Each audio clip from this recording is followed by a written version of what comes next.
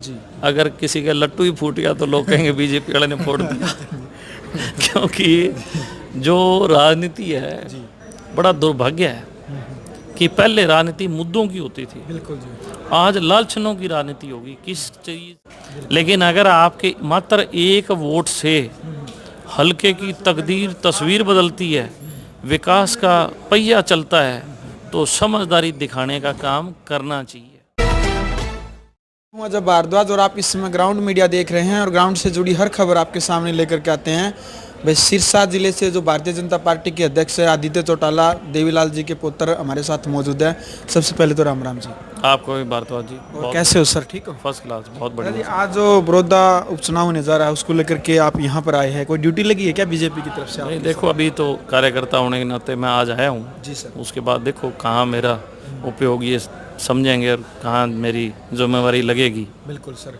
अच्छा जी, पूरे हरियाणा की जो राजनीतिक सरगर्मियां हैं वो बिल्कुल तेज होती जा रही है। पूरे हरियाणा की जो नज़र है अब ये टिकी हुई है उपचुनाव को लेकर के बड़ौदा के अंदर, क्योंकि यह बीजेपी का जो 6 साल का कार्यकाल रहा हरियाणा के अंदर उसका भी निचोड़ रहेगा यहाँ पर।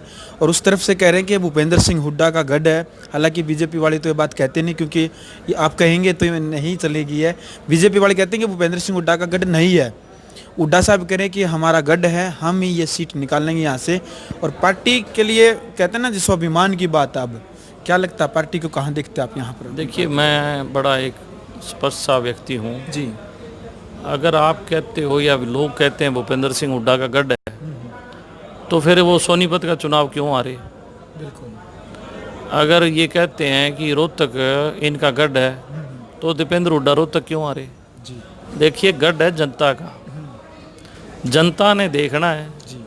कि हमें डेवलपमेंट चाहिए या हमें विपक्ष में बैठ के कोसना है। क्योंकि जो राजनीतिक लोग हैं ये तो अब 3 नवंबर तक डुगडुगियाँ बजाएंगे। कोई आगे कहेगा तम मारे मैं थारा, तम मेरे आंडी गवांडी भाईचारा। लेकिन 3 तारीख के बाद ना तो वो दिखेंगे, ना कभी अच्छे बुरे वक्त में आएंगे। मैं तो यही कहना चाहूँगा कि पढ़ा लिखा समाज है, सत्ता के साथ चलना, विकास की डगर पे चलना हमारे लिए बहुत ज़रूरी है। अगर हम विकास की डगर पे नहीं चलेंगे तो हम पिछड़े रहेंगे। जो ये लोग हैं जो कहने वाले कि हमारा गढ़ है, इनकी आलीशान कोठियाँ हैं, इनकी गलियों में कीचड़ नहीं है, और इनके जो घर हैं वो बड़े शहरों में है।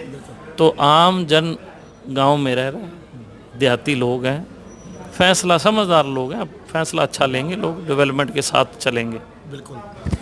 लगभग चम्मन गांव है बड़ौदा विधानसभा के अंदर सर, और अभी बीजेपी ने 4 प्रोजेक्ट हाल फिलहाल में यहाँ पर देने का कार्य किया है। बड़ौदा को जो बुटाना कॉलेज है उसको यूनिवर्सिटी का दर्जा, IMT, राइस मिल और कुछ सड़कें हैं सर। लेकिन विपक्ष कह रहा है और जो कुछ जनता भी कह रही है कि केवल और केवल बीजेपी का चुनावी एजेंडा है, एक ढकोसला है, चुनाव के बाद यहाँ पर कुछ नहीं होगा। देखिए, मैं एक बात बड़ी स्पष्ट और दावे से कह सकता हूँ।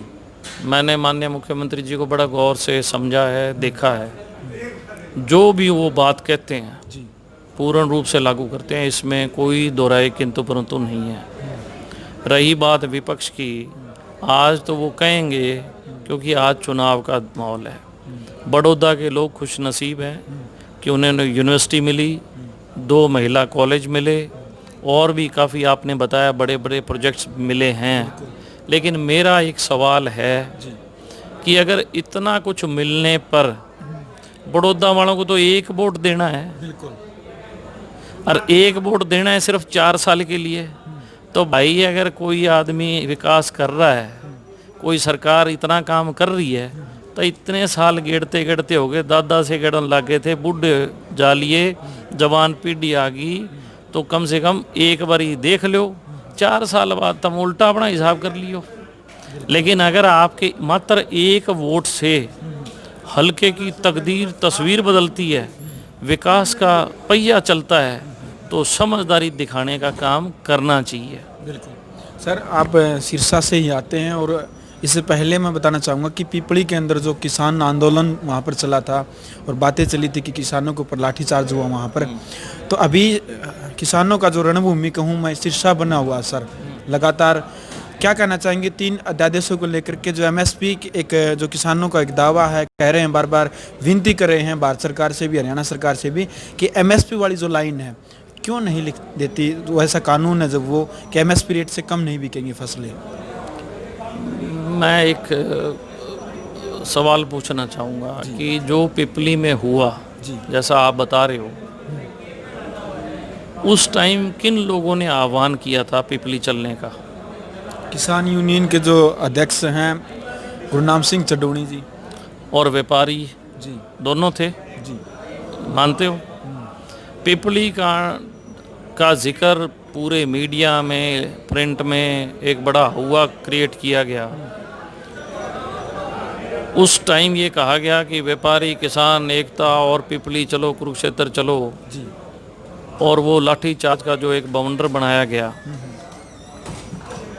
किसको लाठी लगी? एक बुजुर्ग को लगी। अगर मंशा और नीयत खराब होती तो वहाँ 15-20 लाठियाँ व्यापारियों को भी लगती, हो सकता है 150 किसानों को लगती, या नहीं? बिल्कुल सर। एक भी व्यापारी के लगी? तो ये पॉलिटिकली स्टंट है। रही बात कि आप कह रहे हो कि सिरसा के अब केंद्र बन चुका है, आपकी नॉलेज के लिए मैं बता दूं कि वहाँ पे किसान नहीं बैठा, कुछ लोग बैठे हैं जो किसानों के नाम पे राजनीति करते हैं, पर्चियाँ काटते हैं, पैसा उगाही का काम करते हैं। उन्होंने दुकानें खोल रखी हैं और अब उनका दुकान चलाने का मौसम है। ऐसा मौसम वो जब आता है तो उस मौसम का वो पूरा लाभ उठाने का काम करते हैं। एक दुकान 15 दिन पहले बंद होके चली गई थी, मैंने सुना है कल आपस में लड़ पड़े हैं, एक की 2 दुकान होगी। धीरे धीरे ये सारे जो स्वार्थी लोग हैं ना, ये पर्ची काटने वाले और अपने आप को किसान कहते हैं, 1 किला जमीन नाम नहीं। तो विपक्ष की चाल है जो, देखिए विपक्ष की चाल नहीं, असल में किसान परमात्मा है, किसान एक देवता है, भोला आदमी है। इस धरती का सबसे भोला आदमी किसान है और पशुओं में सबसे भोली गौ माता है। किसान में और गौ माता में कोई अंतर नहीं है। बिल्कुल सर। उपचुनाव होने जा रहा है, बड़ौदा उपचुनाव के अंदर किसान जो आंदोलन है, क्या इसका असर दिखाई देगा? किसान बड़ौदा चुनाव के अंदर जी बड़ी खुशी से राजी होके सरकार के साथ खड़ा होगा। मैं आज सरसा से आ रहा हूँ। हमारा जिला नरमे का, कपास का बहुत बड़ा केंद्र है, वहाँ नरमा और कपास होती हैं। बिल्कुल। मेरा एक मित्र है, वो मास्टर लगा हुआ है जोतड़ गांव का। उसका सुबह फ़ोन आया कि मैं नरमे की ट्राली लेके सिरसा जा रहा हूँ।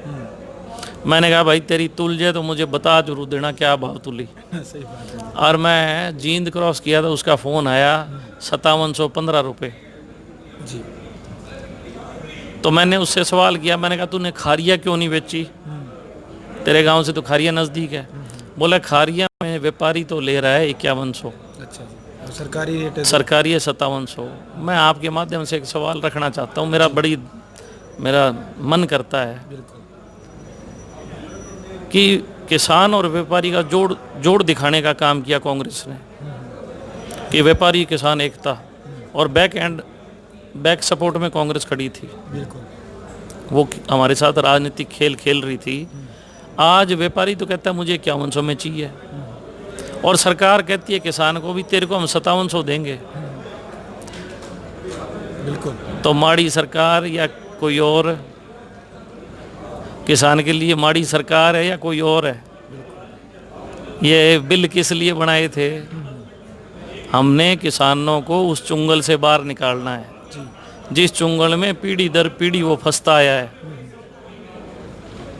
और सवाल पूछो आप। बिल्कुल सर। बलराज कुंडू के ऊपर कल गुड़गांव के अंदर एफआईआर दर्ज हुई है। उनका कहना है कि ये बीजेपी ने जानबूझ करके करवाया है, क्योंकि मैं बड़ौदा के अंदर लगातार इनका विरोध कर रहा था। क्या बीजेपी की चाल है सर उनके ऊपर केस करवाना? देखिए आज तो जी अगर किसी का लट्टू ही फूट गया तो लोग कहेंगे बीजेपी वाले ने फोड़ दिया। क्योंकि जो राजनीति है बड़ा दुर्भाग्य है कि पहले राजनीति मुद्दों की होती थी, बिल्कुल जी, आज लालचनों की राजनीति होगी। किस बात से किसी का चरित्र हरण करने की राजनीति चल पड़ी है। बिल्कुल मैं इसको बड़ा दुर्भाग्यपूर्ण मानता हूँ कि हमारे समाज के लिए और प्रदेश के लिए और देश के लिए ये राजनीति अच्छी नहीं है। विकास की बात करो, मुद्दों की बात करो। छोटी छोटी बातों पे आप ये इल्ज़ाम लगाते हो कि मेरे पे फलाने ने FIR कर दी, ये कोई बातें नहीं है। देखिए इतने लोग बैठे हैं, वो विरोध करना प्रजातंत्र में है, सरकार के हक में बात रखनी प्रजातंत्र सोच है, विरोध करना भी प्रजातंत्र का हक है। लेकिन इल्ज़ाम लगाने छोटी छोटी बातों के, मैं समझता हूँ ये ठीक नहीं है। अगर आप सच्चे हो, ठीक नीयत से काम करते हो, आपका सलाम करते हैं हम आपको। बिल्कुल सर। तो चौटाला साहब, क्या आप संदेश देंगे, क्योंकि विधानसभा क्षेत्र बड़ौदा के अंदर आप उपचुनाव को लेकर के आए हैं, बड़ौदा की जनता को ग्राउंड मीडिया चैनल के माध्यम से क्या आप संदेश पहुंचाना चाहेंगे? देखिए, मैं पढ़ा लिखा होने के नाते मैं किसी पार्टी के विचार पे नहीं, मैं अपने विचार पढ़े लिखे के नाते विचार करना चाहता हूँ कि जिन भाइयों ने पहला वोट और दूसरा वोट नौजवान देने जा रहे हैं जी, वो नौजवान युवा साथी एक बात ज़रूर सोचें कि हम जब अपने घर से निकलते हैं, घर के अंदर सारी सुविधा हम अपनी जेब से अपनाते हैं। बिल्कुल आप घर में पलंग लाओगे अपनी जेब से, टीवी लाओगे अपनी जेब से, मोबाइल अपनी जेब से, सारी सुविधाएं आप अपनी कमाई से लेके आते हो। लेकिन घर के बाहर जो सुविधा मिलती है वो सारी सरकार की रीति और नीति पे और नीयत पे होती है। बिल्कुल ये सरकार काम करने वाली है। आपके एकमात्र वोट से आपके घर के बाहर की जो सामाजिक सुविधाएं हैं वो सरकार पूर्ण रूप से आपको देने का काम करेगी, ताकि आप घर से निकलो अपने कॉलेज तक, स्कूल तक, अपनी दुकान तक, आपको बीच में कहीं ऐसी तकलीफ ना हो, ना सड़कें टूटी हो, ना कोई अव्यवस्था हो, ना कोई बिजली की दिक्कत हो, ना किसान को पानी की दिक्कत हो। इन तमाम सहूलियतों के लिए ही हम वोट डालते हैं। इस वोट से हमारे घर नोट की बोरी नहीं आती, इस वोट से हम सुविधाएं लेते हैं। तो अच्छी सोच रख के और विकास के रथ पे चलते हुए भारतीय जनता पार्टी को वोट दें। ये वोट आपके 4 साल का शेष वोट है। 4 साल बाद पुनः आपको एक वोट डालने का मौका मिलेगा। आपको लगे कि अपनी बात पे खरा नहीं है तो आपके पास अगली 4 साल बाद विचार करने का, सोच करने का समय है। धन्यवाद जी ग्राउंड मीडिया से बात करने के लिए चौटाला साहब। बहुत बहुत धन्यवाद भारद्वाज जी। तो ये थे हमारे साथ सिरसा से ज़िले से जो अध्यक्ष हैं भारतीय जनता पार्टी के आदित्य सिंह चौटाला। तमाम वो जानकारियाँ ग्राउंड मीडिया के जो बड़ौदा चुनाव को लेकर के लगातार कवरेज आप सभी के सामने हम लेकर के आ रहे हैं। आप वीडियो को ज़्यादा से ज़्यादा शेयर करें ताकि लोगों के अंदर जागरूकता भावना बनी रहे। ग्राउंड मीडिया के लिए विधानसभा बड़ौदा से मैं भारद्वाज। राष्ट्र निर्माण की जानकारी के लिए ग्राउंड मीडिया चैनल को सब्सक्राइब करें और शेयर करें।